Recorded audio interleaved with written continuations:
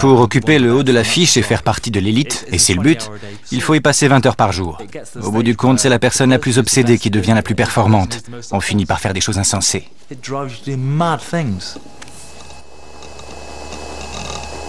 C'est la voix d'un pirate informatique, ou hacker, qui répond au pseudo en ligne de Phobos. Il refuse d'être filmé.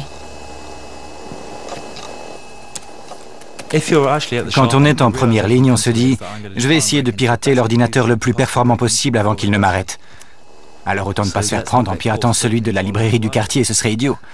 Autant se faire choper pour le piratage d'une banque. Ça risque d'être plus juteux.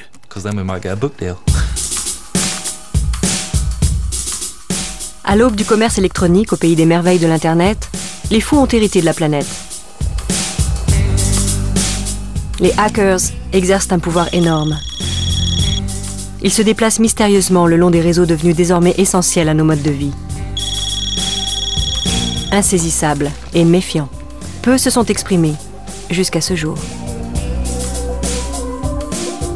C'est le jeu le plus excitant du monde, meilleur que le sexe.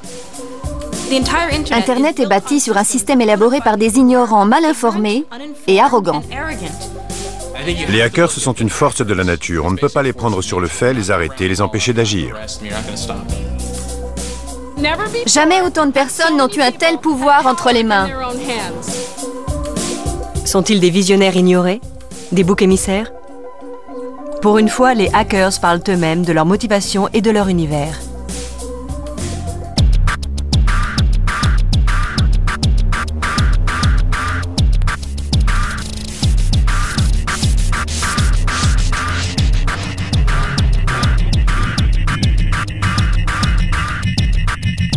L'informatisation du monde tel que nous la vivons aujourd'hui a été engendrée par des illuminés de la technologie. Dans leurs rêves, Internet devait être un espace utopique de liberté et d'échange. Ils n'ont jamais envisagé que ce cyberespace devienne le supermarché virtuel qu'il est aujourd'hui. Certains hackers défient le système. Ce sont des black hats, des chapeaux noirs. Des cow-boys du 21e siècle qui enfreignent les lois afin d'errer librement dans le cyberespace.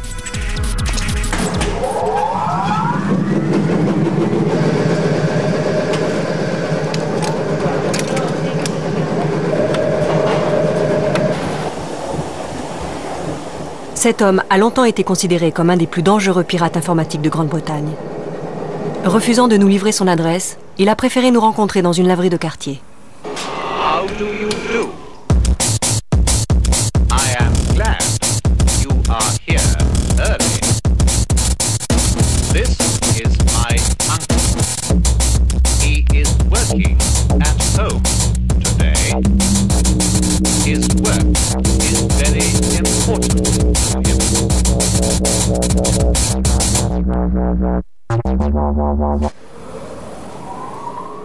À 24 ans, il a déjà été arrêté 2 fois et inculpé pour avoir piraté plus d'une centaine d'ordinateurs centraux, une 50aine d'universités, le gouvernement et le ministère des Armées, British Telecom et la NASA. Son pseudo en ligne est Coldfire. Depuis Manchester, cet adolescent a piraté tous les serveurs du Royaume-Uni.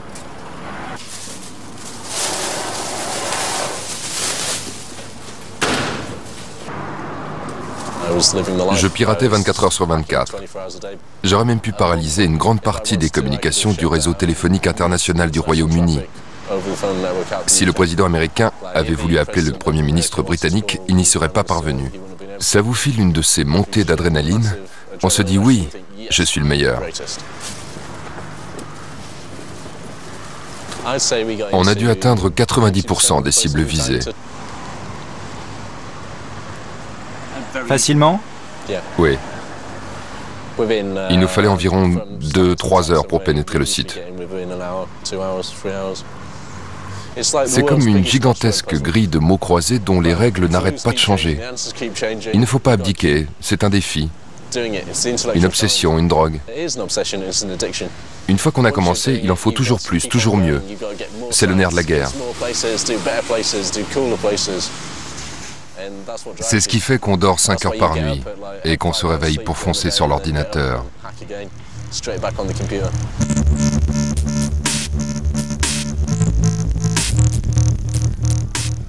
Phobos est en activité depuis près de 20 ans. C'est un super hacker qui élabore de nouvelles façons de pirater les réseaux commerciaux et ceux du gouvernement. Il n'a jamais été pris. Cette nuque n'est pas celle de Phobos.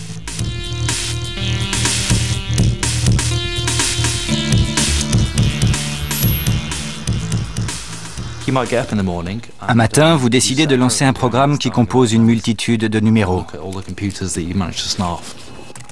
Ensuite, vous relevez les ordinateurs que vous avez repérés, comme un magasin ou une banque. Là, vous allez passer quelques heures à essayer de vous introduire dans le système.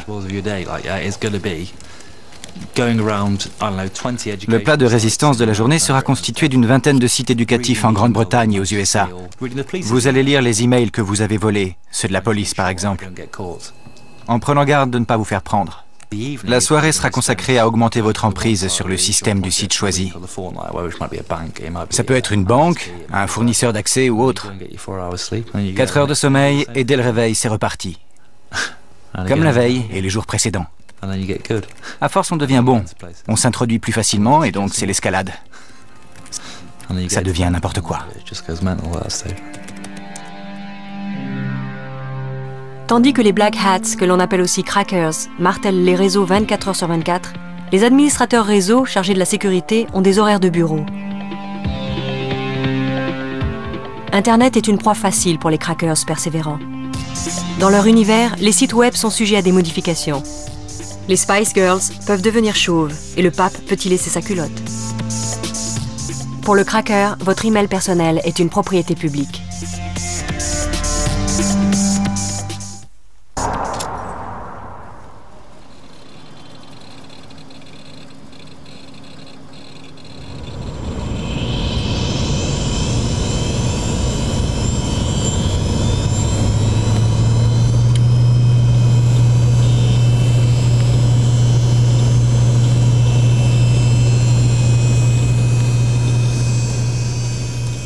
Cyber Junkie. Il a été arrêté pour piratage et relâché. Internet peut avoir un côté obsessionnel dès l'instant où on ne contrôle plus sa propre vie. On a besoin d'exercer son influence d'une manière ou d'une autre. Beaucoup de hackers se disent « On m'a gonflé, maintenant c'est à mon tour ».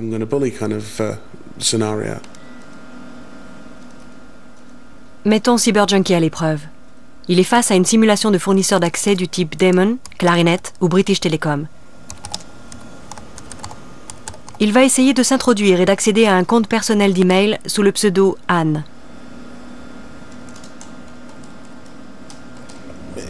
Ça va me prendre 2 minutes.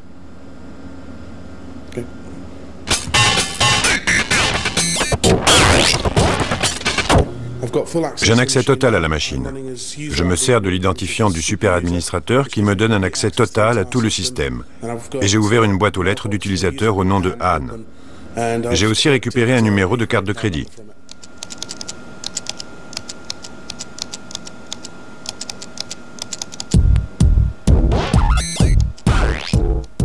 En dépit de la vulnérabilité d'Internet, qui n'a pas été conçue pour les transactions confidentielles, le commerce électronique et les systèmes de banque en ligne ont continué à se développer. En août 2001, la police est intervenue lorsque la banque Internet Egg a déploré la perte de milliers de livres sterling sur des comptes en ligne. Pour Phobos, le piratage d'Egg n'est qu'un début.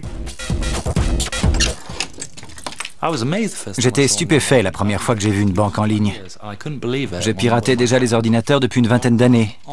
Je n'en croyais pas mes yeux quand mon ami s'est connecté et m'a dit qu'il avait accédé à son compte. Je lui ai demandé s'il pouvait transférer de l'argent à partir de ce système ou s'il fallait une confirmation écrite. Et quand il m'a répondu qu'il suffisait de rentrer le numéro de compte et de transférer l'argent, j'ai trouvé ça incroyablement vulnérable.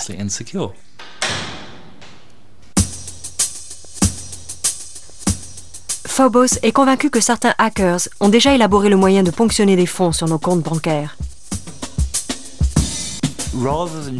Plutôt que de choisir un compte bancaire et de chercher à deviner le code confidentiel à force de patience, il détermine un code.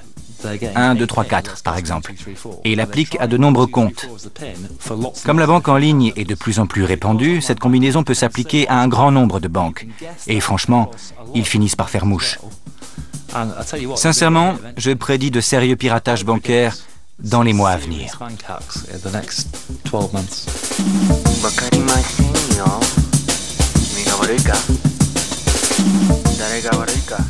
Le moyen le plus facile de s'introduire dans un réseau informatique est de passer par la grande porte.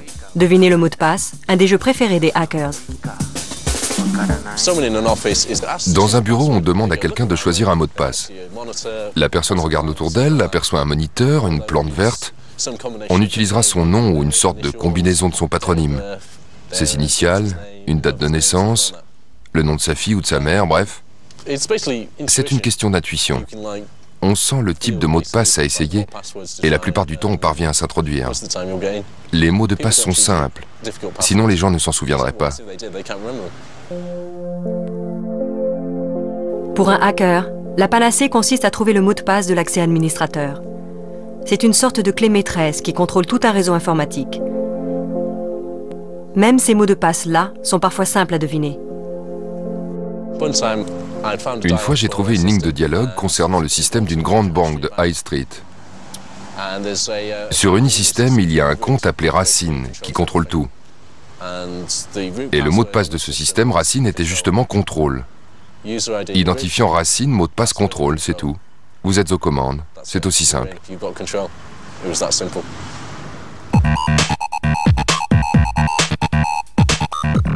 Pendant ce temps, CyberJunkie a encore du travail devant lui. Au cours de sa seconde attaque, il doit s'introduire dans un serveur web factice et modifier un des sites. C'est le genre d'attaque que le pape et les Spice Girls ont subi. Une fois dans le serveur, les hackers se recherchent les pages web les plus importantes pour les modifier et afficher leur propre message. C'est ce que nous allons faire.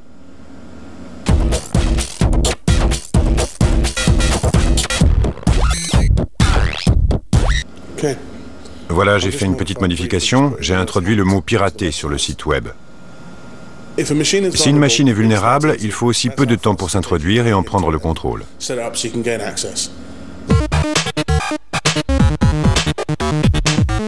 L'appétit de notoriété des pirates les pousse à envoyer une copie de leur site modifié en guise de trophée à attrition.org, sorte de panthéon qui contrôle les attaques des hackers à travers le monde. Maintenant qu'il a accédé au système, CyberJunkie utilise un des outils favoris des hackers, un Troyen. C'est un programme masqué qui rend sa présence invisible au système, lui permettant d'aller et venir à sa guise. Méfiez-vous des inconnus qui vous offrent des cadeaux. Le Troyen, ça vient du cheval de Troie dans l'Iliade. Le principe est le même. On dissimule son code à l'intérieur d'un autre sans qu'il s'en aperçoive.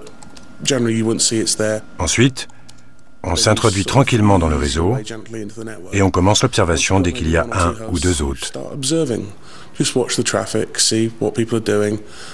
On examine l'activité, ce que font les gens, l'heure à laquelle ils se déconnectent et quand on peut commencer à étendre son contrôle à l'ensemble du réseau, progressivement, machine par machine, jusqu'à la cible. On exploite une faille, on copie quelques emails, on connecte un utilisateur, on peut même couper la machine. On a plus de contrôle que l'administrateur du système lui-même, parce que ce dernier doit justifier tout ce qu'il fait, mais pas nous puisqu'on n'existe pas. On est des fantômes. Si les fantômes sont une réalité, quel est le meilleur moyen de s'en défaire ? Dans le passé, les gouvernements et les entreprises se sont tournés vers la justice pour faire des exemples parmi les hackers connus. J'étais assis dans ma chambre avec quelques copains, une bière à la main, quand la porte s'est violemment ouverte et que des types ont surgi de partout. Ils m'ont sorti de mon siège, jeté à terre, mis les mains dans le dos. Un flic s'est avancé et s'est mis à me hurler « Bouge et je te casse les deux bras ». Ensuite, on m'a transféré de Manchester à Londres dans un fourgon de police. La radio était allumée et ils m'ont donné des journaux à lire. Ils passaient le morceau Born Slippy, que j'écoutais souvent pendant que je piratais. Je me suis dit, au moins j'y suis arrivé. Je me suis éclaté et je ne regrette rien. Coldfire a été reconnu coupable de fraude téléphonique, un délit moindre. La fraude informatique est sévèrement punie en Grande-Bretagne et aux États-Unis. Les peines prévues pour les pirates récidivistes forçant les accès des réseaux informatiques peuvent aller jusqu'à 5 ans d'emprisonnement.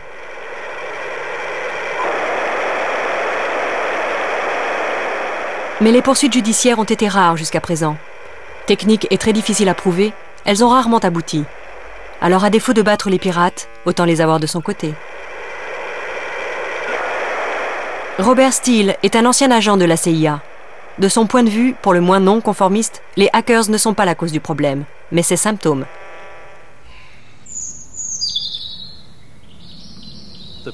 Les responsables sont d'abord les imbéciles qui ont élaboré un système si vulnérable qu'un gamin est capable de l'enrhumer depuis la console de sa chambre. En termes moins crus, nous pourrions nous débarrasser de la cybercriminalité demain simplement en instaurant une législation minutieuse pour les entreprises. Nous sommes en train de permettre aux Bill Gates de la planète, aux concepteurs d'outils Internet et aux fabricants de matériel informatique de vendre des équipements qui ne sont pas assez fiables. Et les entreprises nous volent ouvertement en vendant des programmes sans protection, en ne protégeant ni leur propriété intellectuelle, ni nos comptes bancaires, et en nous exposant à l'usurpation d'identité. Steele a recruté des hackers pour les services de renseignement du corps d'armée des Marines. Les entreprises lui ont emboîté le pas, éloignant les hackers des tentations répréhensibles à grands coups de dollars afin d'en faire des white hats, c'est-à-dire des pirates qui mettent leur talent de hors-la-loi au service de la légalité. C'est le cas du cabinet de consultants IT, qui les emploie pour tester ces systèmes de sécurité. Aux États-Unis, la culture hackers devient un courant dominant. Aujourd'hui, la majorité des hackers s'enrichit ou dispose de tous les moyens pour s'enrichir. Au lieu de les chasser, nous devrions chercher à les suivre.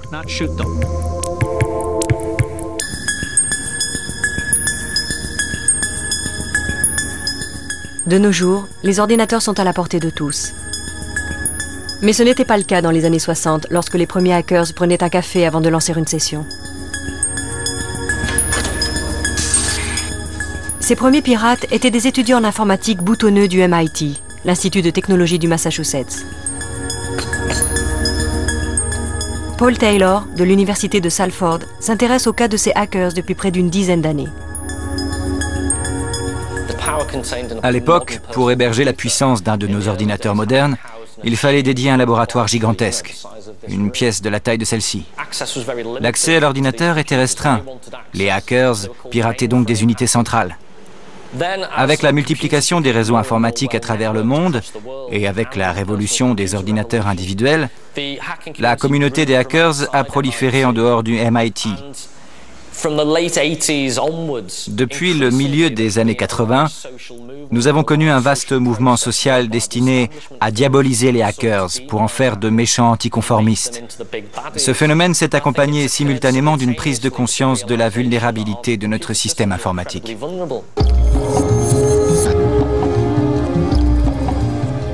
Pour protéger cette vulnérabilité, personne n'est plus qualifié que ceux qui l'ont révélée dans un premier temps. Tandis que certains hackers coiffent leur chapeau noir et s'attaquent à l'establishment, d'autres choisissent d'aider les entreprises et deviennent des hackers à chapeau blanc.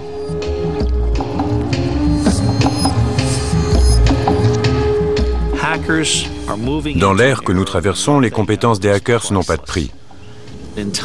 Lors des périodes de grands changements, ce sont les mutants qui sauvent le monde.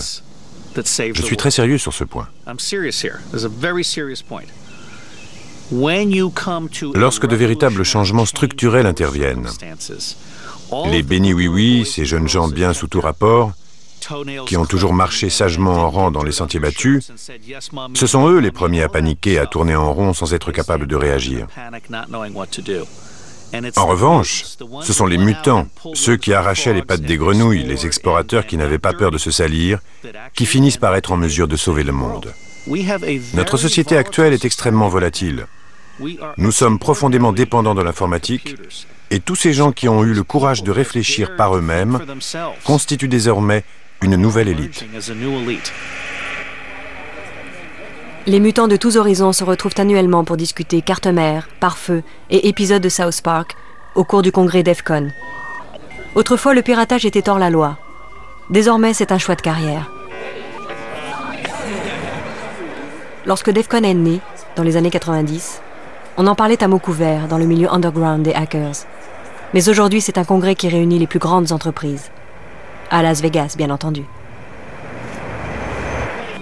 Dans cette foule de t-shirts bedonnants et de catogans, les dirigeants des startups cherchent à recruter les hackers, dans le but d'améliorer leur sécurité en ligne.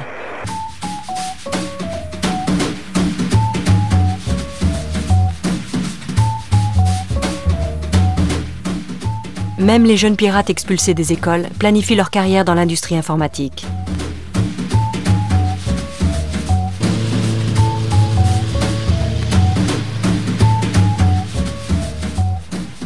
John Canty et Jason Friel se remémorent la grande époque de Salem, dans le New Hampshire.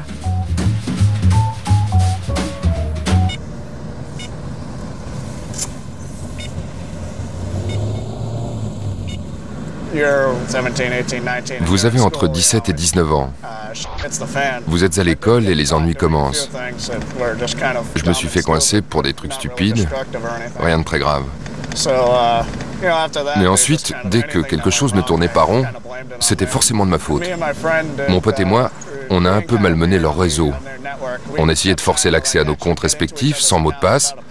C'est un exercice intéressant. Dans mon ordinateur, ils ont trouvé des tonnes de petits logiciels destinés à contourner la sécurité de certains réseaux. C'est là qu'on m'a suspendu pendant 10 jours, en m'interdisant de venir après les cours sous peine de doubler la sanction. On m'a aussi interdit d'approcher un ordinateur pendant les 2 dernières années de ma scolarité.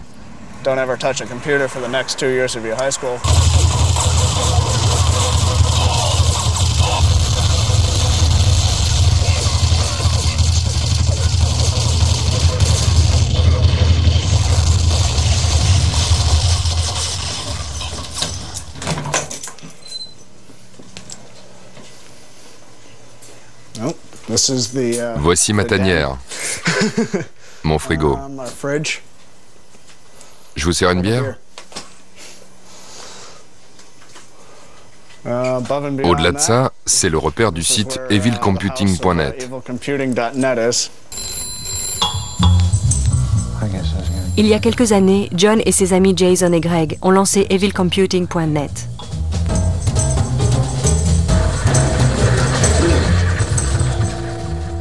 Leurs talents de hackers n'ont pas été appréciés à l'école, mais à présent, ils vivent du piratage en aidant les sociétés locales à tester les failles de leur sécurité en ligne.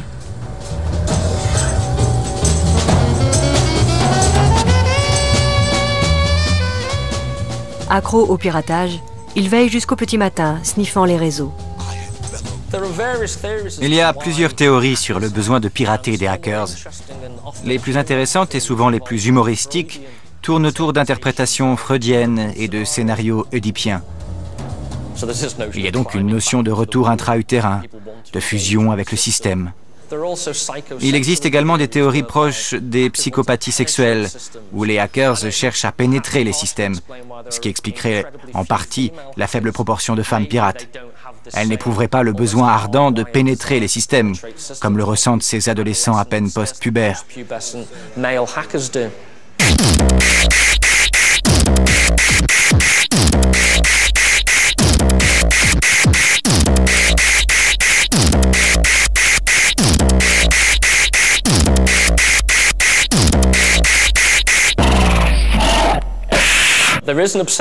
Il y a un élément obsessionnel propre à l'informatique en général.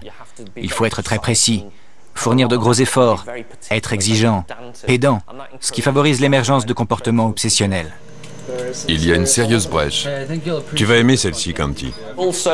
Il y a aussi quelque chose de séduisant dans un écran d'ordinateur, comme pour un écran de télévision.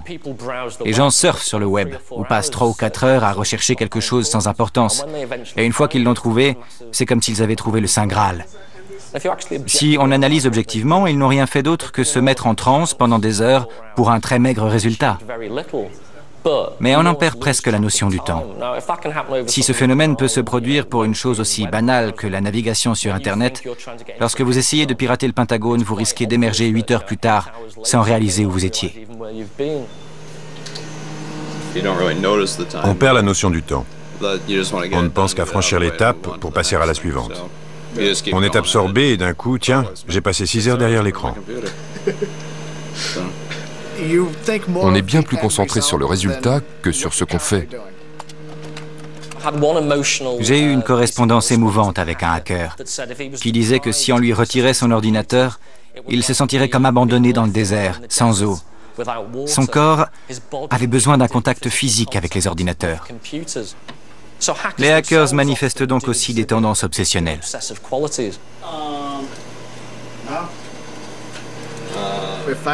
Si je cherche à résoudre quelque chose que je ne comprends pas, j'emploie la manière forte. Je pilonne jusqu'à ce que j'y arrive. J'essaye tout jusqu'à ce que ça marche.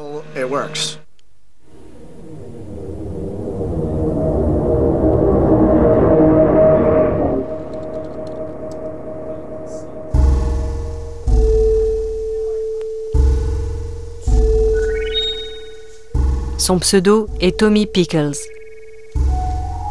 Proche de la trentaine, il est obsédé par les ordinateurs depuis l'âge de 8 ans.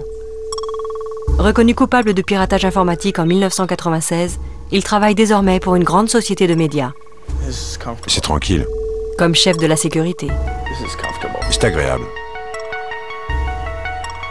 Je ne suis fier de rien. J'ai eu des problèmes dans le passé. J'ai été arrêté et reconnu coupable d'un délit.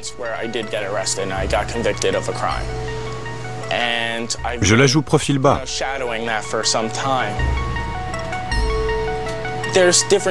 Il y a différents types de hackers. Les white hats et les black hats. Les white hats sont des hackers qui poursuivent un but noble, comme la sauvegarde du monde, la sécurité des gens.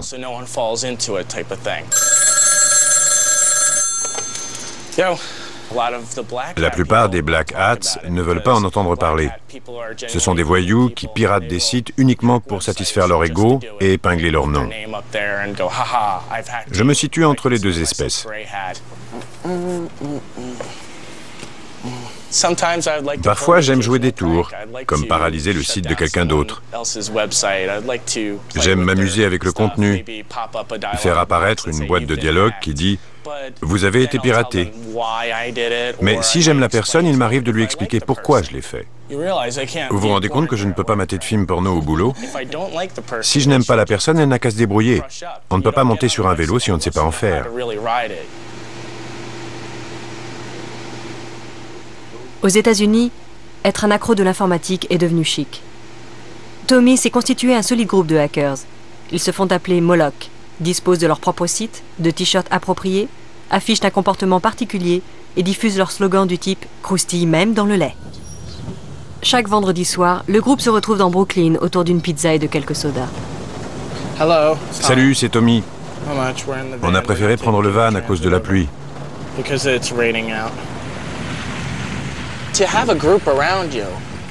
On se sent plus en sécurité avec un groupe autour de soi. Le fait de savoir que d'autres partagent les mêmes idéaux que vous à un moment donné.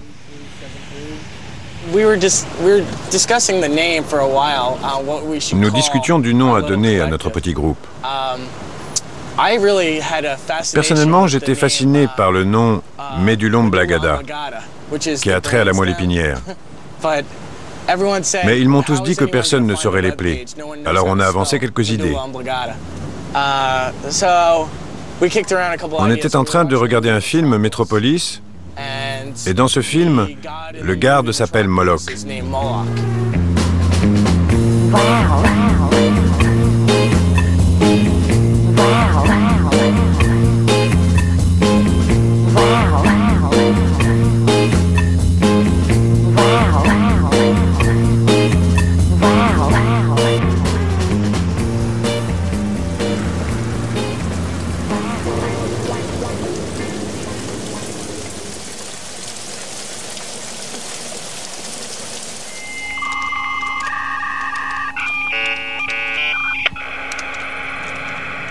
Bienvenue dans la nouvelle classe dirigeante.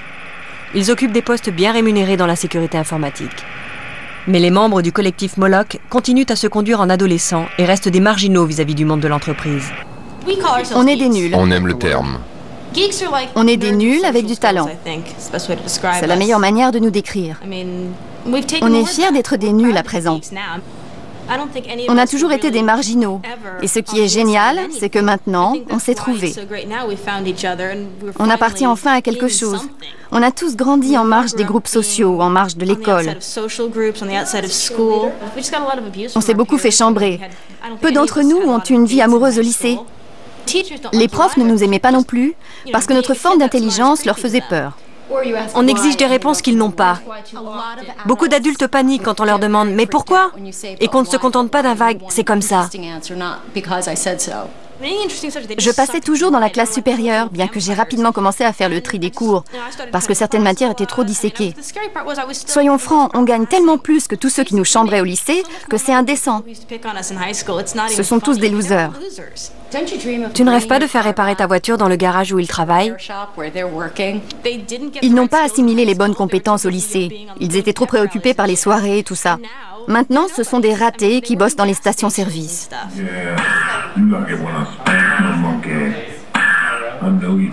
Ces jeunes gagnent sans doute plus que leurs tortionnaires du lycée. Mais cette nouvelle élite n'est respectée que depuis peu de temps. La classe des nuls manque d'assurance et chahute pour se faire entendre du grand capital.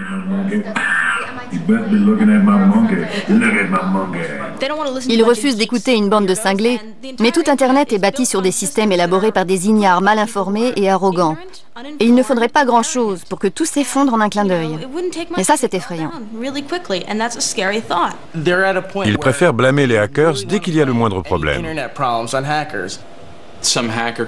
Un jeune hacker va déceler une brèche dans une société et envoyer un email à l'administrateur de réseau pour le prévenir et lui suggérer d'y remédier.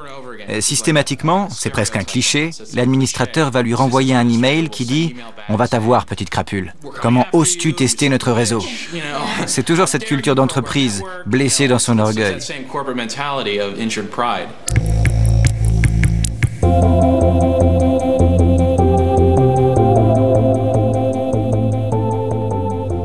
Les hackers ont l'argent, mais il leur reste à développer leur influence dans le paysage politique.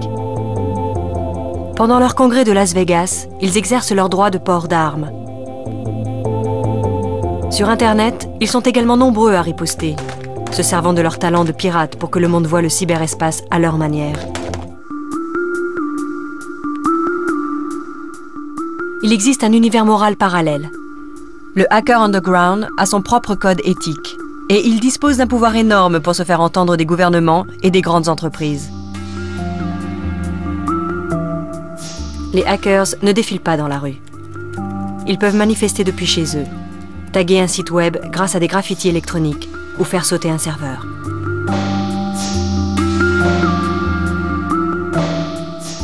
Depuis son QG de Manhattan, Ricardo Dominguez a coordonné de violentes attaques contre le serveur de la Maison-Blanche, sur des sites comme celui du Pentagone, la bourse de Francfort et le gouvernement mexicain.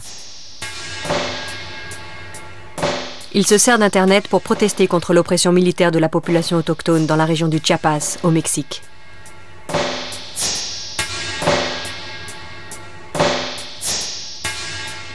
La révolution mexicaine.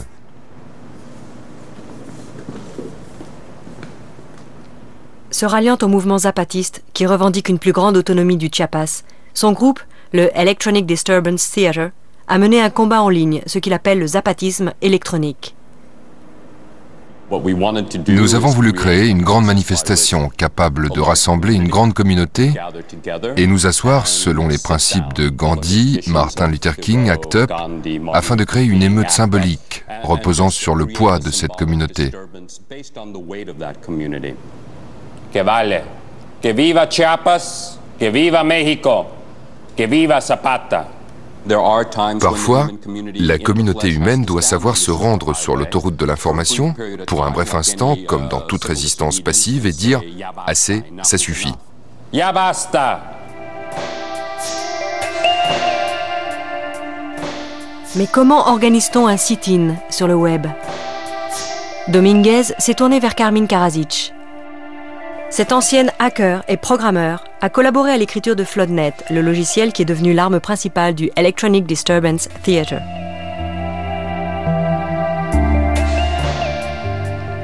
FloodNet a automatisé le procédé de téléchargement. Depuis leur PC, les gens ont la possibilité de télécharger un site web automatiquement, toutes les 7 secondes. Lorsque, travaillant en groupe, un nombre suffisant d'utilisateurs est connecté, le site visé est rapidement submergé. FloodNet est une application Java qui recharge le bouton de rafraîchissement en continu, en fonction du nombre de personnes qui participent à l'action. L'application agit comme une roue qui, à chaque passage, appuie sur une touche et demande « Je veux des renseignements ». Le site répond « Oui, les voici ». « Bonjour, je veux des renseignements ». « Oui, les voici ». « Bonjour, je veux des renseignements ». « Bonjour, je veux des renseignements ». « Bonjour, je veux des renseignements ». « Je veux des renseignements ». « Je veux des renseignements ». « Je veux des renseignements ». La fréquence accélère et le serveur finit par dire « Je ne peux plus fournir ». Une déclaration politique dans le cyberespace se doit, selon moi, d'être collective. Elle ne doit pas refléter une opinion personnelle, mais celle de milliers de personnes. En 1998, afin de protester contre les événements du Chiapas, Dominguez a organisé un gigantesque sit-in en ligne à travers FloodNet, prenant pour cible le site web du président mexicain. Notre action a duré 4 heures et rassemblé 38 000 personnes à travers le monde. Beaucoup d'entre elles ont reçu le message provenant du site du président Zedillo. En raison d'un trop grand nombre de demandes, nous vous invitons à réessayer plus tard. En parvenant à squatter le cyberespace grâce à FloodNet, le Electronic Disturbance Theater a mené la contestation sur un nouveau terrain, celui de la résistance passive en ligne. Un mélange de hacking et d'activisme que l'on qualifie désormais de hacktivisme. Le cyberespace confère un pouvoir individuel à ceux qui daignent s'imprégner de sa technologie. C'est à la portée de tous, il suffit de le vouloir. Je suis convaincu que ce nivellement des privilèges donne la chair de poule au gouvernement. Car nous donnons aux individus les outils nécessaires pour agir. Et surtout, nous sommes en mesure de mobiliser les gens à une échelle mondiale en temps réel.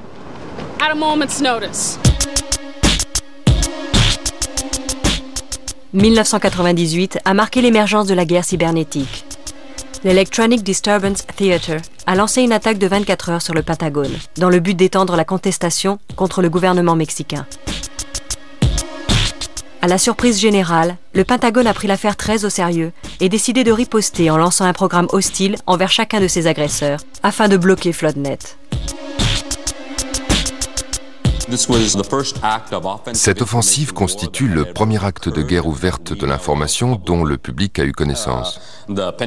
Ce faisant, le Pentagone a outrepassé une loi appelée Pos Comitatus, selon laquelle le gouvernement ne peut diriger la marine, l'armée, ni aucun service de renseignement contre le peuple américain. À New York, l'attaque était bien dirigée contre des serveurs civils. Les moyens de la riposte étaient totalement démesurés. Ils ont eu peur. Peur de perdre le contrôle.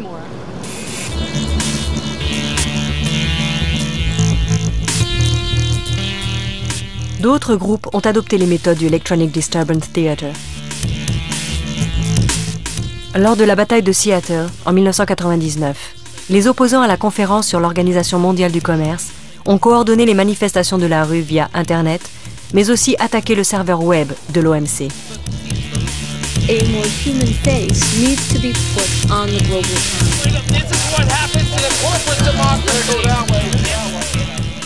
À New York, William Taylor, connu des internautes sous le pseudo Révérend Billy, mène la guerre en ligne contre les ambitions impérialistes de Disney et la société des cafés Starbucks. Lorsqu'il n'est pas en train de perturber le site Starbucks, William Taylor encourage les hackers à organiser un sit-in en ligne. Cependant, il n'est pas parvenu à rassembler assez de soutien pour être efficace, sans doute parce que le café est la boisson de prédilection des hackers. En 1999, l'explosion du commerce électronique sur le web attise la colère des adeptes de la guerre cybernétique et des manifestations virtuelles. Les sit-ins en ligne et les attaques de sites deviennent monnaie courante.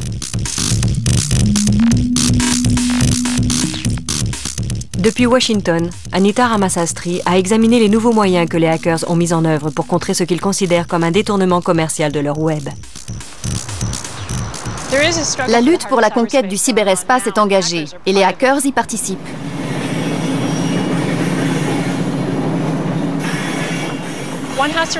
Il faut se souvenir qu'à l'origine, Internet était un espace largement ouvert et sans réglementation. Il y avait un côté anarchique, mais la liberté stimulait l'innovation. L'idée maîtresse était celle d'un espace universel, accessible à tous. À présent, non seulement les entreprises sont de plus en plus présentes sur le web, mais elles plagient et brevettent tout ce qui s'y trouve, des publications à la technologie, jusqu'aux programmes que l'on utilise pour accéder à l'information. Aujourd'hui, on assiste donc à un retour de manivelle. Les gens se battent pour l'esprit d'Internet. Internet doit-il être la propriété des entreprises commerciales où il faut payer pour accéder à l'autoroute de l'information, ou au contraire, un espace libre auquel tout le monde peut avoir accès gratuitement? Selon moi, les hackers sont partisans de la liberté.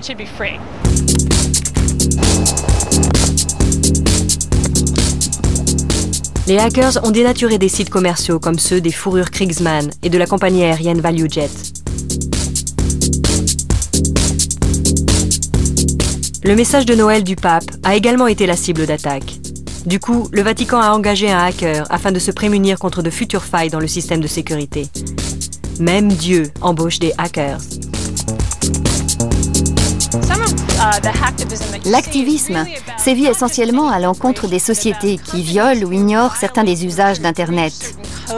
La netiquette, comme disent certains. L'Electronic Disturbance Theater a pris part au débat Internet et liberté au cours d'un conflit devenu célèbre. Le site etoys.com, avec un S, a violemment attaqué etoy.com, un site web suédois sur l'art qui existait depuis 1994. Mais 1999 était l'année du commerce électronique, et ce géant commercial s'est dressé pour dire que etoy.com, sans S, semait le trouble parce que les gens omettaient accidentellement de mettre un S, ce qui constituait un manque à gagner de plusieurs millions de dollars. Les tribunaux américains ont donc fait fermer le site suédois. Mais ce que etoys.com ignorait, c'est qu'un mouvement de résistance passive était déjà en marche. Et à Noël, nous avons lancé 12 jours d'action contre etoys.com, au cours desquels nous devions faire un sit-in virtuel jusqu'à ce que l'action d'etoys.com soit réduite à néant. Ainsi, au 15 janvier, etoys.com avait fléchi. Rendu au site d'Harry Toy son nom, sa légitimité, l'avait dédommagé pour les frais de justice en promettant de ne plus jamais inquiéter un groupement d'art sur le web.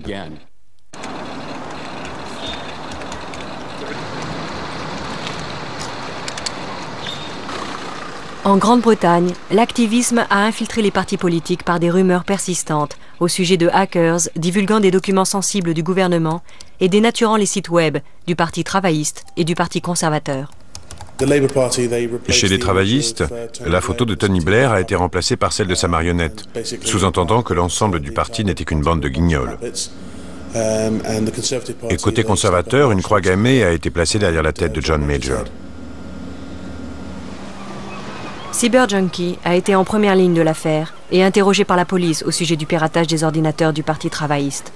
Bien sûr, il a été relâché, faute de preuves. En tant que hackers, nous avons un besoin viscéral de contrôle. Nous aimons contrôler Internet et les ordinateurs. L'activisme ou le piratage politique n'en est que le prolongement, une manière de commencer à contrôler le monde environnant. Selon moi, la meilleure forme d'activisme serait une attaque subtile destinée à pénétrer le site et à modifier l'information qu'il contient. Par exemple, un manifeste sur un site politique.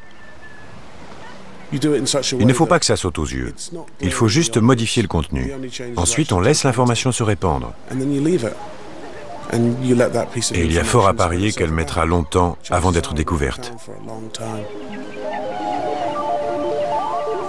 Mais il existe des cyniques dans le cyberespace. Tous les hackers ne croient pas à l'activisme. Pour Phobos, le piratage est un délit et l'activisme n'est qu'un moyen de justifier ce délit. Ils ont découvert ce que moi et bien d'autres avons découvert. En l'occurrence, qu'il est grisant de pénétrer les ordinateurs d'autres personnes. Seulement, ils ne sont pas assez intelligents, ou n'ont pas encore assez perdu de crédibilité pour admettre que c'est ce qui les pousse à agir. Alors ils essayent de se convaincre, en se disant qu'ils piratent des ordinateurs parce qu'ils n'aiment pas les pédophiles. Alors ils vont pourchasser les pédophiles. Ou encore, qu'en forçant l'accès des ordinateurs, ils attirent l'attention sur leur vulnérabilité dans le but de faire progresser les systèmes de sécurité. C'est absurde.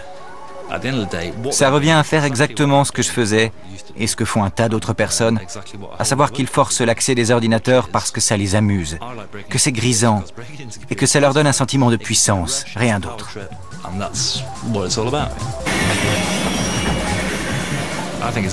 Le but est d'obtenir ce qu'on recherche, de faire ce qu'on veut et de disparaître à nouveau sans se faire prendre. Certains le font pour un salaire hebdomadaire, d'autres pour une cause. Mais ce qui motive toutes les formes de piratage, c'est le frisson électronique. Celui que les premiers étudiants en informatique ont ressenti en forçant l'accès des unités centrales. Celui des accès non autorisés, de l'exploration des données secrètes et celui de se mesurer au système. Pour Coldfire, un hacker Black Hat qui s'est fait prendre, le piratage ne fait qu'assouvir un plaisir personnel. Je n'ai pas d'excuses. Je ne servais aucune cause. Je le faisais par pur plaisir, parce que ça me donnait une bouffée d'adrénaline et que j'aimais ça. C'est abuser la confiance de gens qui n'imaginent pas que l'on puisse forcer l'accès de leurs ordinateurs. Les hackers sont des individus asociaux qui envahissent l'espace individuel et professionnel des autres. On ne peut pas cautionner ça. Ce n'est pas bien de pirater. On le fait pour le fun, mais ce n'est pas bien.